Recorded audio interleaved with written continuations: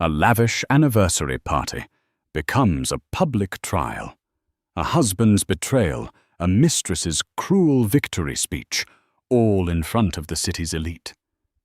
"He's mine, now," she whispered, a diamond engagement ring flashing on her finger. "He's having a baby with me."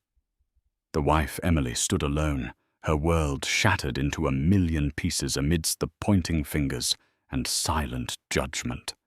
They thought she was broken. They thought she was defeated. But what they didn't know was that the quietest person in the room was about to unleash a power so immense it would not only silence her enemies, but buy the very ground they were standing on. The invitation was embossed in gold leaf on cardstock, so thick it felt like a sliver of marble.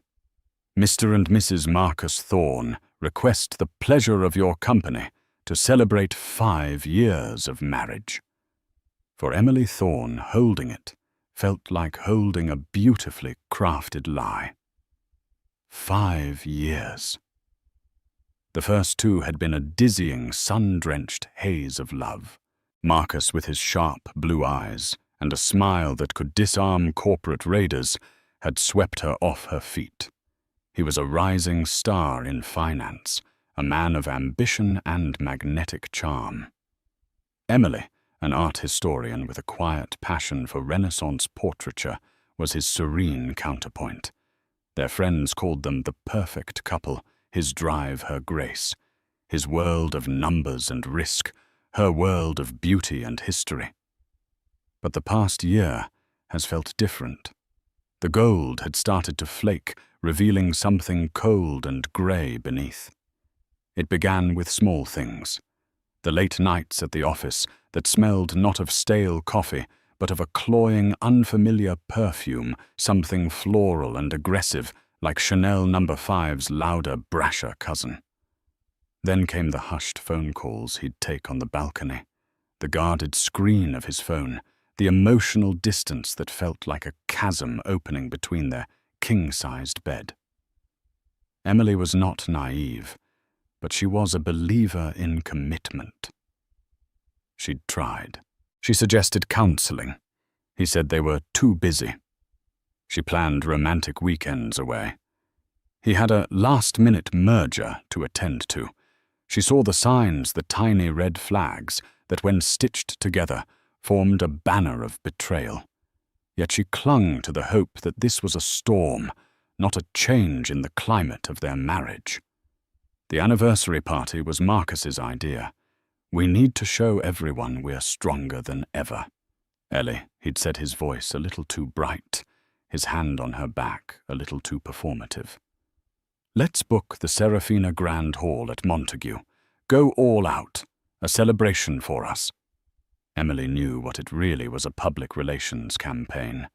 Rumors were starting to circulate in their elite social circle. Whispers followed her at charity luncheons. Pitying glances were cast her way at the country club. Marcus, ever conscious of his image, wanted to quell the gossip with a tidal wave of champagne and extravagance. He was using their marriage as a shield for his reputation. On the evening of the party, Emily stood before the full-length mirror in their palatial Upper East Side apartment. She wore a custom-made gown by Carolina Herrera, a deep sapphire silk that matched her eyes. Her only jewelry was a string of pearls and her wedding rings. She looked the part of the perfect corporate wife, elegant, poised, untouchable. But inside her stomach was a knot of dread. "You look stunning," Marcus said, walking into the dressing room. He was already in his Tom Ford tuxedo, looking every bit the master of the universe. He kissed her cheek, a dry, fleeting touch. Ready to dazzle them. "Marcus," she said, her voice soft but firm. "Are we okay?" He adjusted his bow tie, avoiding her gaze in the mirror. "Of course we are. Why wouldn't we be?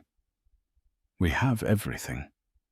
Everything except honesty," she thought. "Everything except you." He finally met her eyes in the reflection. For a second, she saw a flicker of the man she had married, a flash of guilt, of regret. But it was gone as quickly as it appeared, replaced by a polished mask of confidence. "Tonight is about us, Emily," he said, his tone leaving no room for argument. "Let's not spoil it. Smile. We have a performance to give." He called it a performance. The word hung in the air between them, brutal and honest.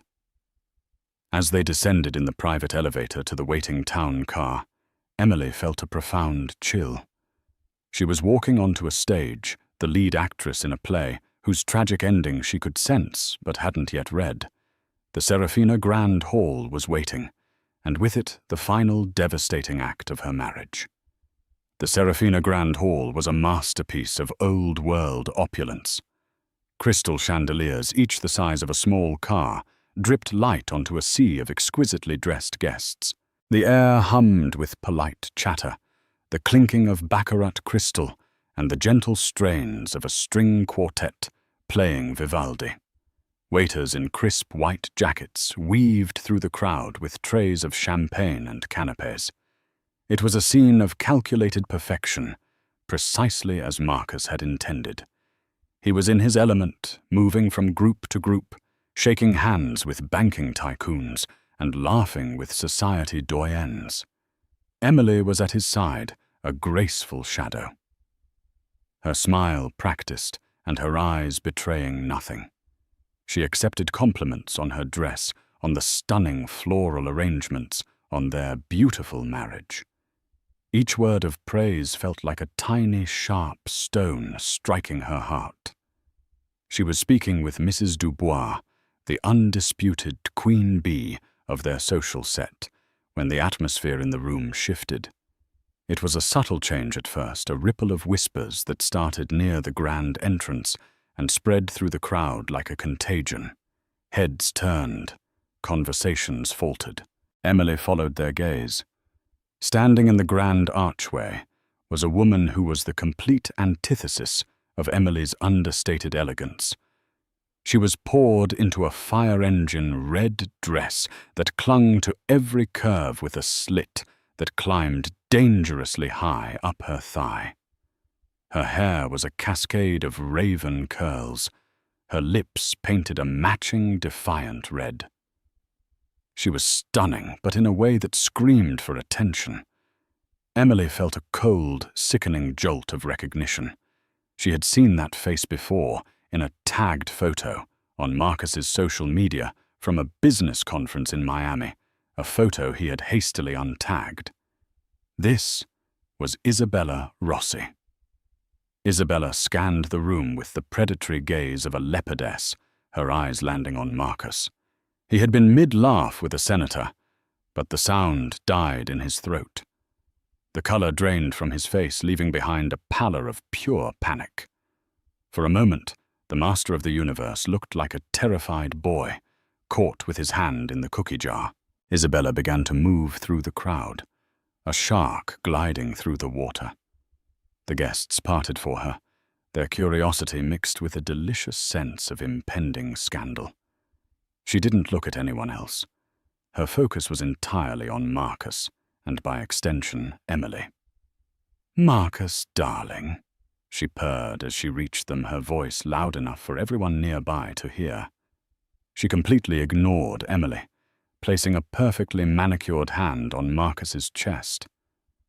"I couldn't bear the thought of you celebrating without me." Mrs. Dubois' eyebrows shot up to her hairline.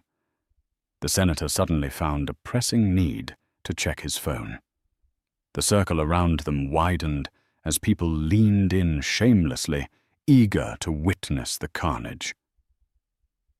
"Isabella." Marcus stammered, his voice tight. "What are you doing here? This is a private event." "Oh, I know," she said, her smile a slash of red. She ran her finger down his lapel. "But our relationship isn't exactly private anymore, is it? Not after Aspen. Or the Hamptons. Or that lovely week in Lake Como. Each location she named was a trip Marcus had claimed was for a solo boys' weekend or a vital business retreat. Each word was a dagger twisting in Emily's gut. The whispers around them grew louder. This was no longer a party. It was a public execution. Emily stood frozen, a marble statue, amidst the chaos. She could feel hundreds of eyes on her watching, waiting for her to crumble, to scream, to cry. She did none of those things. A strange glacial calm settled over her. The hurt was immense, a physical ache in her chest. But something else was rising alongside it, a cold, clarifying anger. She finally looked at her husband, truly looked at him. The panic in his eyes was not for her, not for their marriage. It was for his reputation, his meticulously crafted image now being torched before his very eyes. He wasn't looking at her. He was looking at Isabella, a frantic, pleading look that said, "Not here. Not now." That look told Emily everything she needed to know. The hope she had foolishly clung to evaporated. This wasn't a storm. The climate had changed forever, and she was standing in the icy heart of a new, desolate winter. Isabella finally turned her attention to Emily. Her eyes, dark and triumphant, raked over Emily's sapphire gown with contempt. "So you're the wife," she said, her tone dripping with mock sympathy. "Emily, Marcus has told me so much about you. It's a pleasure to finally meet the woman I'm replacing." The string quartet had mercifully stopped playing. The silence that filled the grand hall was thick and heavy, broken only by the frantic, excited whispers of the guests. Isabella Rossi had captured her audience, and she was clearly reveling in the spotlight. "Replacing me," Emily's voice was surprisingly steady, a low, clear note in the cacophony of gossip. It wasn't the hysterical shriek the crowd had been hoping for. Isabella's smile widened a cruel, self-satisfied curve. "Don't play dumb, it's unbecoming. This whole charade," she waved a dismissive hand, indicating the opulent room. "The guests, the very party itself, is over. Marcus and I are in love." Marcus, finally finding some semblance of his voice, tried to intervene. "Isabella, this is not the time or the place." He reached for her arm, but she snatched it away. "Don't you dare!" she hissed at him, her voice a venomous whisper that still carried in the charged air. "Don't you dare try to manage me. Not anymore. I'm done being your dirty little secret. I'm done waiting in hotels while you play the dutiful husband." She turned back to Emily, her eyes glittering with a victor's malice. This was her moment, the culmination of months, maybe years of scheming. She wasn't just here to claim Marcus. She was here to obliterate Emily. "He doesn't love you, you know," Isabella continued, stepping closer, invading Emily's personal space. "He might respect you. He might be fond of you like one is fond of a comfortable old armchair. But he doesn't desire you. He hasn't for years. He comes to me for passion, for life, for a woman who understands what a man like him needs." Emily remained silent, her posture impeccable. She held Isabella's gaze, refusing to give her the satisfaction of looking away. Inside her heart was hammering against her ribs, each beat a painful reminder of the 5 years she had dedicated to a man who was now standing by, paralyzed, as she was, systematically dismantled in public. "You're probably wondering why now," Isabella said, her voice dropping to a conspiratorial yet theatrical tone. "Why I chose tonight, your special night, to make my entrance." She paused for dramatic effect, letting the anticipation build. Then she slowly, deliberately lifted her left hand. On her ring finger was a massive canary diamond, so large and garish it looked like it belonged in a museum exhibit on volcanic rock.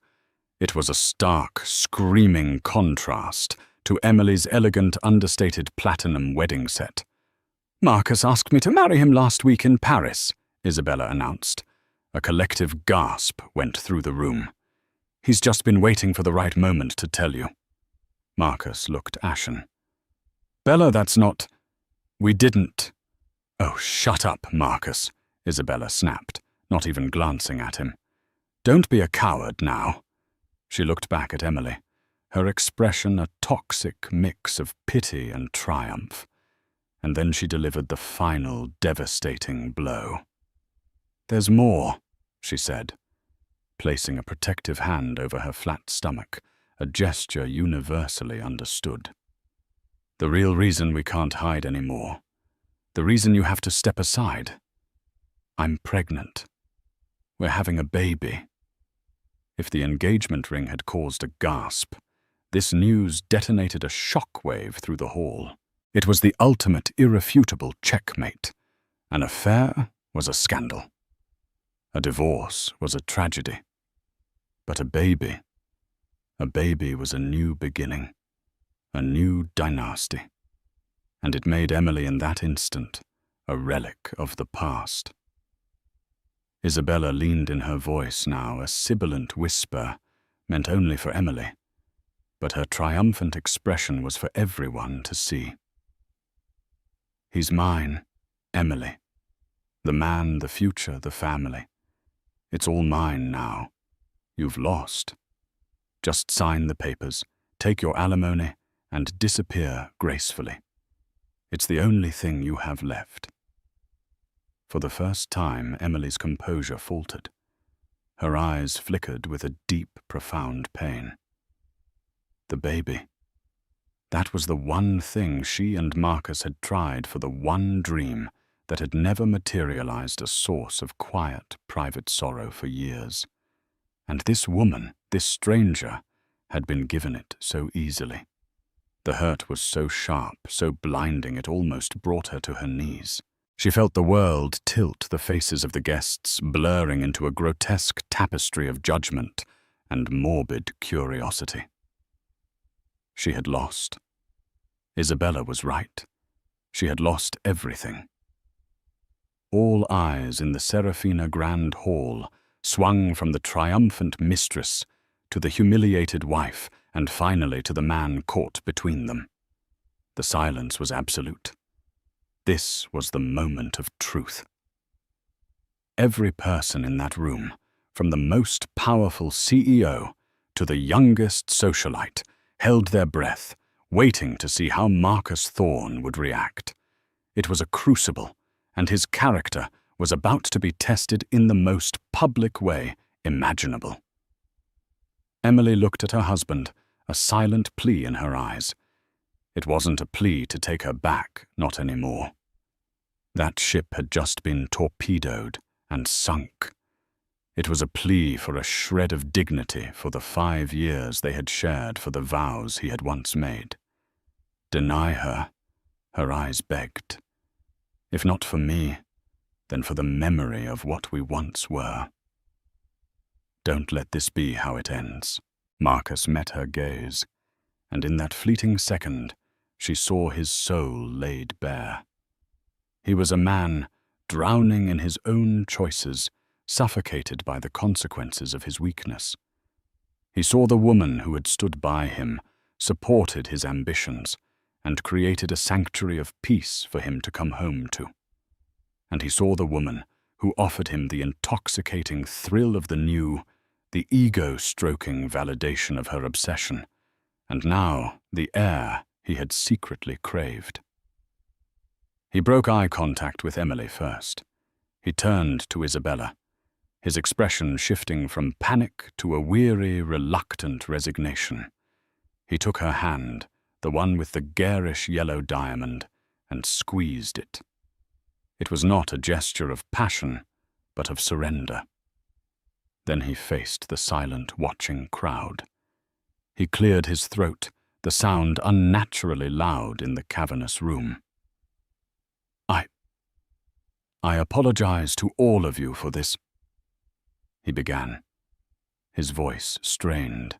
He was trying to project an image of a man taking control, but he just sounded like a cornered animal.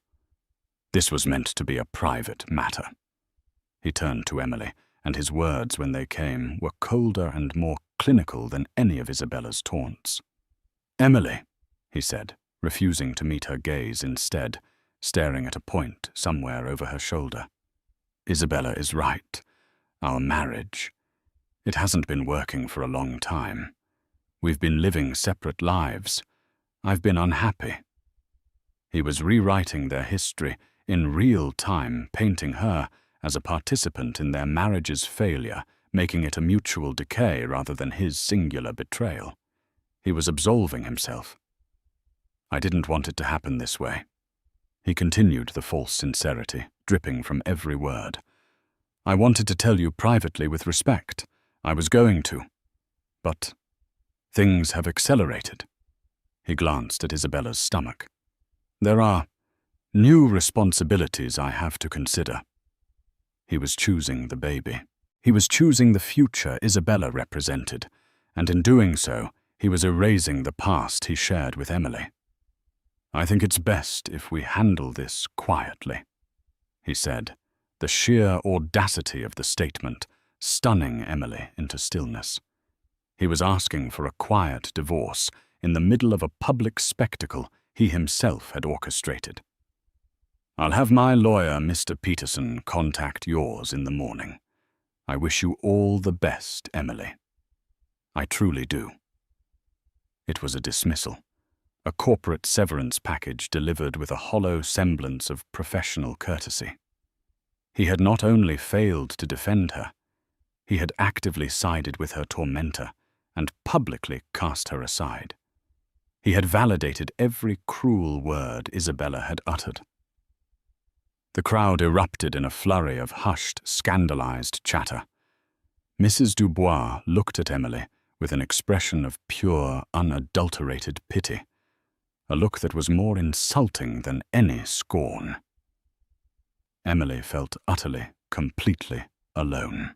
She was a ghost at her own party, a footnote in the story of Marcus Thorne and his new family.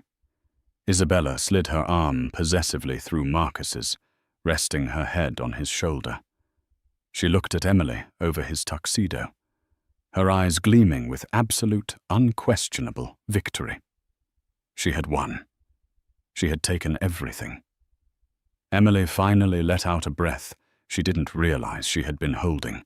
The pain was still there, a white-hot core in her chest, but the cold, clarifying anger from before was beginning to crystallize into something harder, something sharper.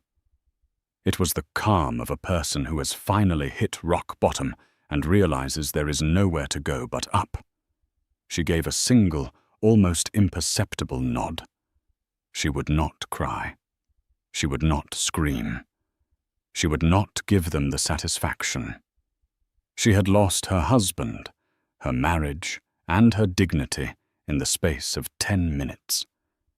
But as she stood there, isolated and exposed, she made a silent vow that she would not lose herself, just as Marcus turned to lead Isabella away, as if to shepherd his new life from the wreckage of his old one. A new presence made itself known. It wasn't loud or dramatic. It was a shift in the air, a change in the room's gravitational pull. Two men stood near the entrance to the hall where Isabella had made her grand debut. They had not been there moments before. They were older, dressed in immaculate conservative suits by Savile Row that whispered wealth rather than shouting it. They stood with an unnerving stillness, their quiet authority cutting through the room's chaotic energy. The man in front was in his late 60s, with a mane of silver hair and eyes the color of a winter sky, sharp, intelligent, and currently filled with a glacial fury. He held a presence that made CEOs and senators shrink. This was a man accustomed to being the most powerful person in any room he entered. This was Arthur Vance. Beside and slightly behind him was a younger man, clearly his son, with the same sharp eyes, but a more athletic build and a jaw set in a line of protective anger. He looked like he could dismantle a hostile takeover or a man with equal ease. This was Julian Vance, Emily's father and brother. They had not been on the guest list. Emily had specifically asked them not to come.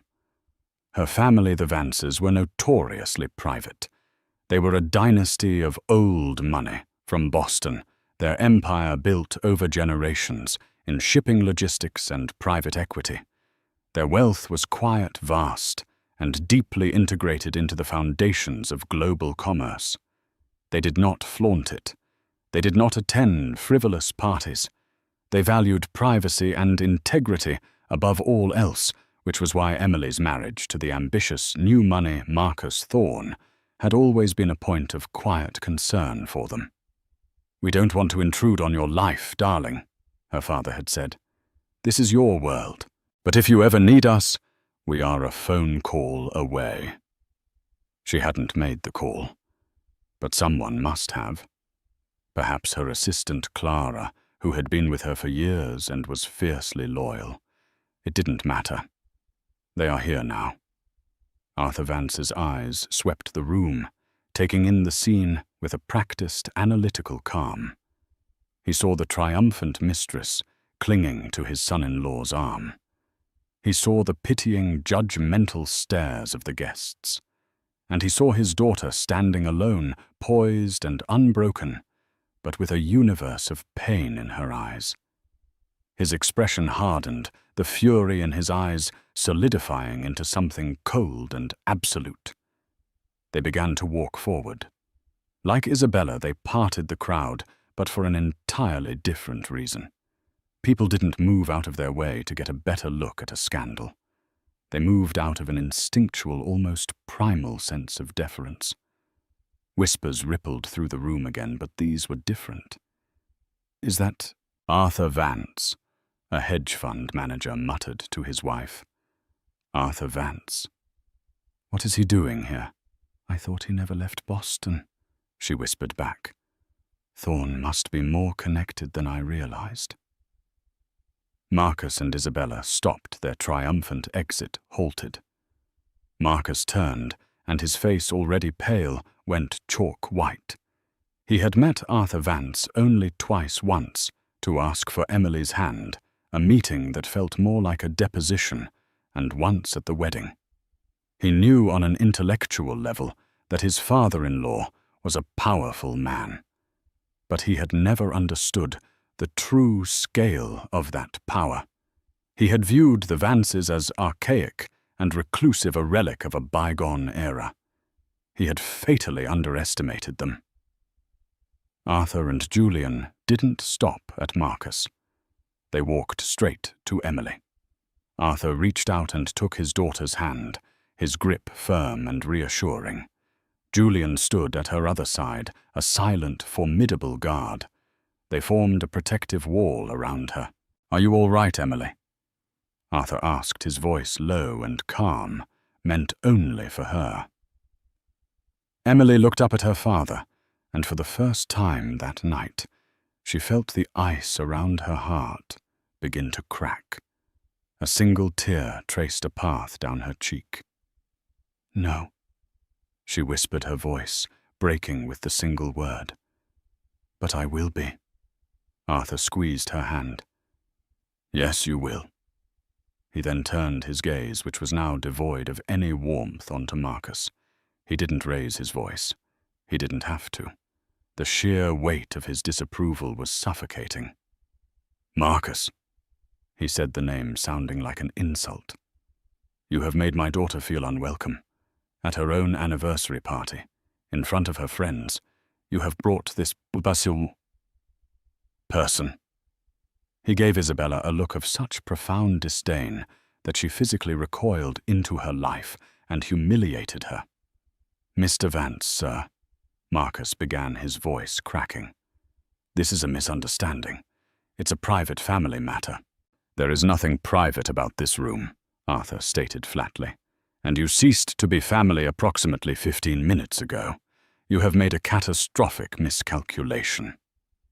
Isabella, emboldened by her victory and ignorant of the true power she was facing, scoffed. "And who are you, some old man trying to defend his washed-up daughter? Marcus and I are in love. We're having a baby. There's nothing you can do about it." Julian took a step forward, his expression thunderous, but Arthur put a restraining hand on his son's arm. He looked at Isabella as if she were a curious insect. "Young woman," Arthur said, his voice dropping to a dangerously quiet level, "you have mistaken a moment of poor taste for a lifetime victory, a common error of the short-sighted." He then turned away from both of them, dismissing them as utterly irrelevant. His gaze fell on a harried-looking man in a tuxedo, the Montague Hotel's general manager, Mr. Dubois, who was hovering nearby, wringing his hands. Arthur Vance looked at the manager, his eyes holding the cold, hard glint of a man about to move billions of dollars with a single command. "You," Arthur said, his voice clear and resonant, cutting through the silence of the hall. "You are in charge here," the manager scurried forward. "Yes, Mr. Vance. An honor to have you, sir. Is there a problem?" The true nature of the problem was about to be revealed, and it was far bigger than Mr. Dubois could ever imagine. Mr. Dubois, the general manager, practically bowed. "A problem, Mr. Vance? Anything at all, we can have a security escort." He trailed off, gesturing vaguely towards the source of the disruption, Marcus and Isabella. Arthur Vance held up a hand, a simple gesture that commanded absolute silence. He wasn't looking at Marcus or Isabella anymore. To him, they had ceased to exist. His focus was purely on the venue, the stage upon which his daughter had been so cruelly humiliated. "The problem, Mr. Dubois."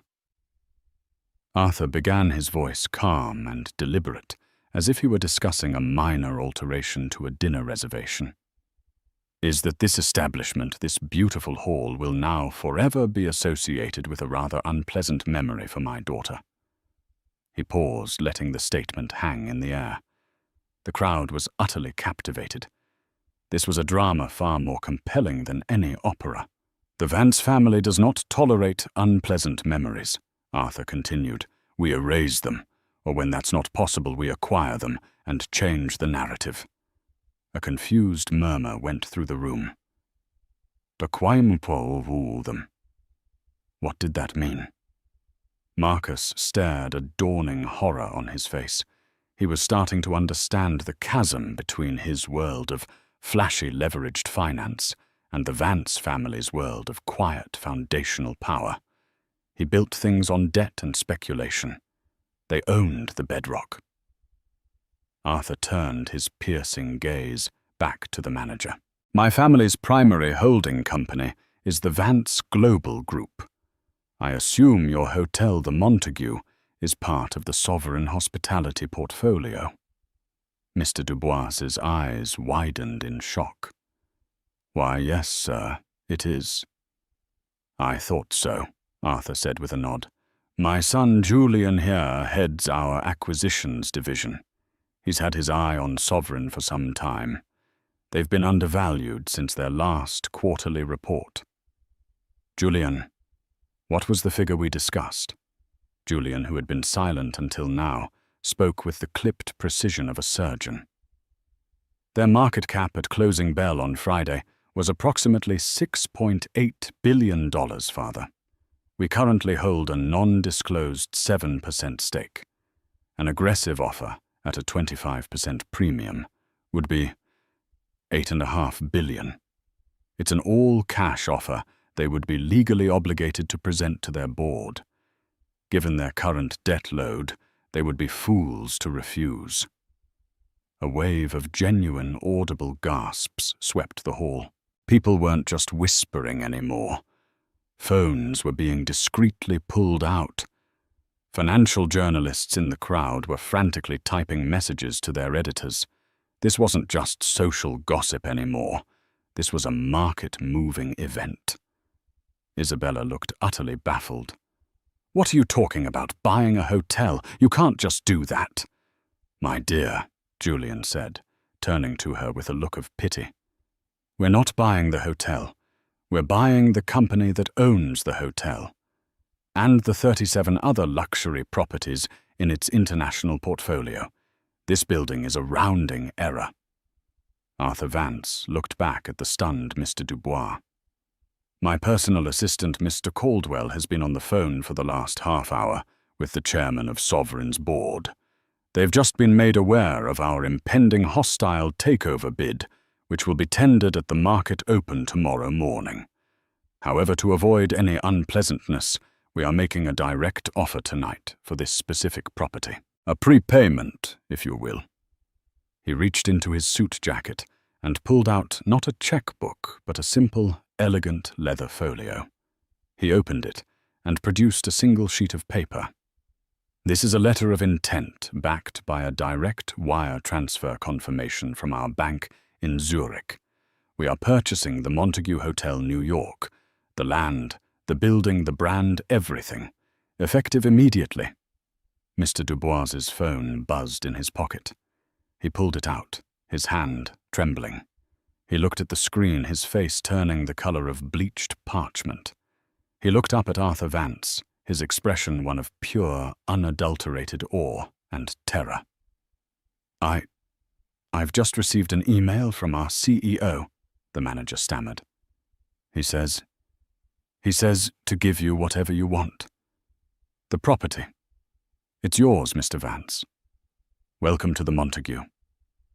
Absolute profound silence. You could have heard a pearl drop on the thick Aubusson carpet. Arthur Vance gave a slight, satisfied nod. He owned the stage now. He owned the building. He owned the entire narrative.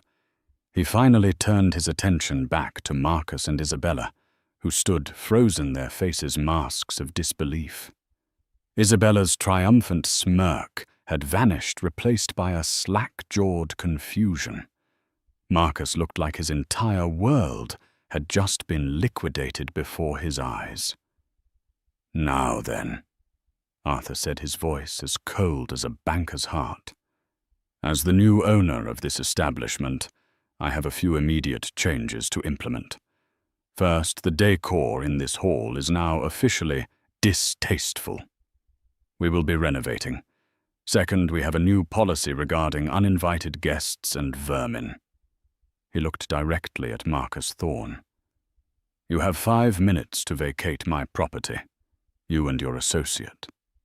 His eyes flickered to Isabella. "After that, I will have you removed for trespassing." The word trespassing hung in the air, a final brutal nail in the coffin of Marcus Thorne's social and professional life. He was no longer a host in a prestigious venue. He was an intruder in the Vances' newest acquisition. The guests who minutes ago had been watching Emily with pity now stared at Marcus and Isabella with a mixture of shock, contempt, and fear. They were witnessing a power play of such epic proportions it would be talked about for decades. In their world, wealth was power, but the scale of the Vances' power was something most of them had only read about. They had just witnessed a lion swatting a fly. Marcus hadn't just been defeated, he had been rendered utterly insignificant. Isabella was the first to break her ignorance, finally pierced by the terrifying reality of the situation. "This is insane!" she shrieked, her voice high and shrill. "Marcus, do something! You're Marcus Thorne!" Marcus didn't seem to hear her. He was staring at Emily, at the woman he had so casually discarded. He was finally seeing her not as his quiet, unassuming wife, but as the daughter of Arthur Vance, the heiress to an empire he couldn't even comprehend. The prenuptial agreement he had signed now felt like a noose around his neck. It was ironclad, drafted by the Vance family's legal team, designed to protect their assets from precisely this kind of situation. He would leave the marriage with nothing more than what he had entered it with. But it was worse than that. He worked in finance, a world built on reputation and connections. His biggest clients, his most important backers. How many of them had ties to the Vance Global Group? How many of them would drop him tomorrow morning to avoid being on the wrong side of Arthur Vance? His career was over. He just didn't know the exact time of death yet. Julian Vance stepped toward him, his voice low and menacing. "The 5 minutes started 4 minutes ago, Thorne. I suggest you leave. Oh, and by the way, my father sits on the board of the SEC's Ethics Committee. I'd make sure your trading records for the last 5 years are pristine. We have a feeling they might be getting a very thorough anonymous audit very soon." That was the final devastating blow. The threat wasn't just social or financial ruin. It was legal. It was total annihilation. Marcus grabbed Isabella's arm, his grip bruising. "We're leaving," he muttered, his voice a choked whisper. "But my announcement," she protested, still clinging to the tattered remnants of her victory. "The party's over." He snarled and began dragging her toward the exit. The crowd parted for them once more, but this time it was with undisguised scorn. As they passed the grand archway, a camera flash went off. A paparazzo from a society paper had caught the walk of shame. The photo would be on the cover of every gossip magazine by morning, the $1 billion divorce. Thorne ejected from his own party. They were gone. The serpent had been cast out of the garden. The hall was quiet for a moment, and then a strange thing happened. Mrs. Dubois, the queen of society, walked purposefully over to Emily. She didn't offer pity. She offered respect. "Emily, my dear," she said, her voice filled with a newfound admiration. "I'm so dreadfully sorry you had to endure that. Your family is remarkable." She then looked at Arthur. "Arthur, it's been too long." It was a signal to everyone else. The social order had been re-established. Emily wasn't the victim anymore. She was the untouchable daughter of the most powerful family in the room. One by one, guests approached, offering apologies, support, and invitations. They were gravitating to power, as they always did. Emily felt nothing but a weary numbness. She had no interest in their fickle loyalties. She looked at her father and brother, her true family, her unwavering support. "Can we go home?" she asked softly. "Of course, darling," Arthur said, wrapping a protective arm around her. "Let's go home," as they walked out of the Serafina Grand Hall. Her hall, now Emily, didn't look back. She walked past the champagne fountains and the extravagant ice sculptures, past the wreckage of her old life, and out into the cool, clean night air of New York City. She felt a profound sense of release. The pain of Marcus's betrayal was still there, a deep, tender bruise on her soul. It would take time to heal. But for the first time in years, she felt free. She was no longer Mrs. Marcus Thorne, the perfect, quiet wife. She was Emily Vance. She was a part of something full and strong and enduring. She had walked into that party with a wife in a gilded car. She was walking out a queen who had just inherited a new corner of her kingdom. The future was uncertain, but it was hers to write. And she knew with a certainty that settled deep in her bones that it would be a masterpiece. The ride from the Montague Hotel to the Vance family's private penthouse overlooking Central Park was conducted in a profound, almost sacred silence.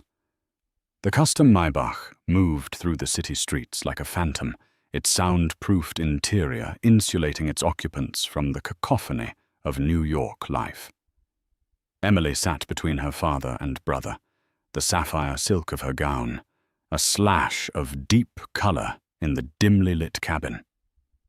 The adrenaline that had sustained her through the public ordeal was beginning to ebb, leaving behind a deep, bone-weary exhaustion and a creeping, hollow ache. She stared out at the blurred city lights, seeing not the vibrant metropolis, but the ghost of Isabella's triumphant smile, hearing the echo of Marcus's clinical dismissal. The baby. The word pounded in her mind with a dull, rhythmic cruelty. It was the one piece of the betrayal that felt personal, a targeted strike at her deepest, most private vulnerability. When they arrived, their penthouse was a sanctuary of quiet luxury, unlike the opulent, almost theatrical grandeur of the Serafina Hall. The Vance home was a testament to understated power, museum-quality art. A Rothko here, a de Kooning there hung on walls of Venetian plaster. The furniture was modern and minimalist, chosen for form and comfort over ostentation. It was a space designed for thinking, for strategy, for living, not for performing.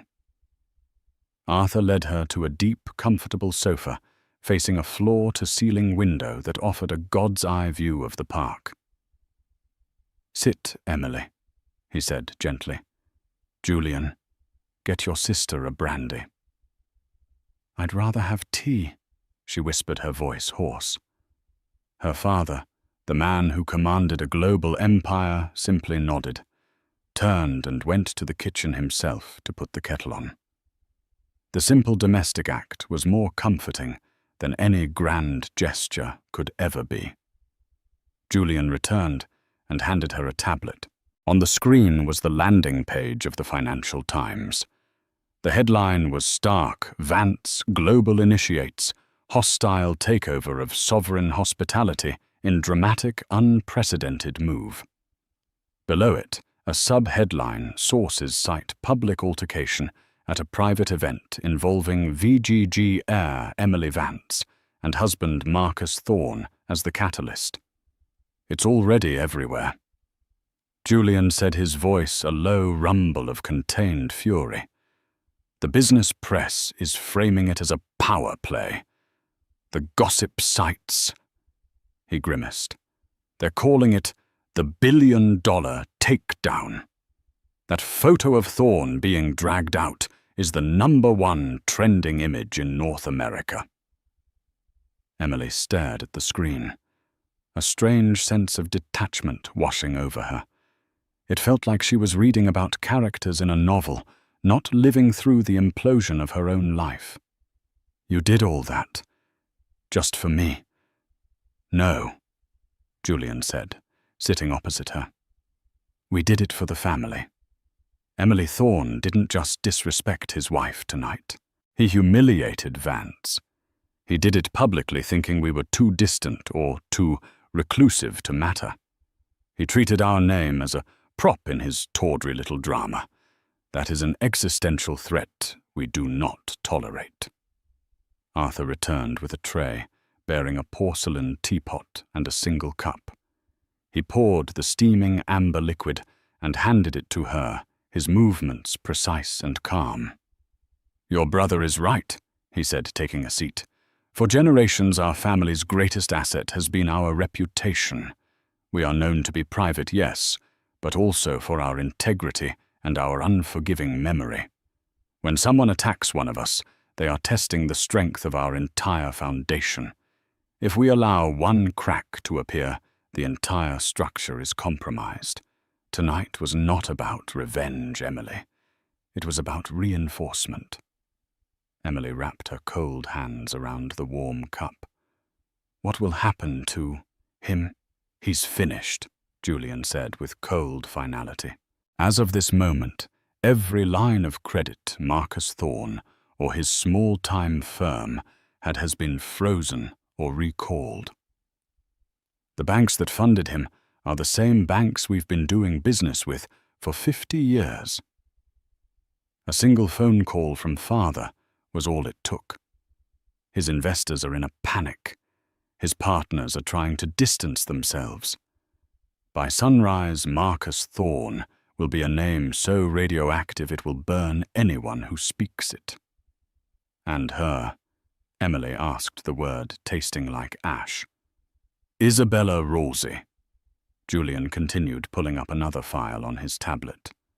A former brand ambassador and aspiring reality TV star. She has a history of attaching herself to wealthy married men. The Canary Diamond, by the way, was leased. The lease expires next Tuesday. I doubt she'll be able to make the payment.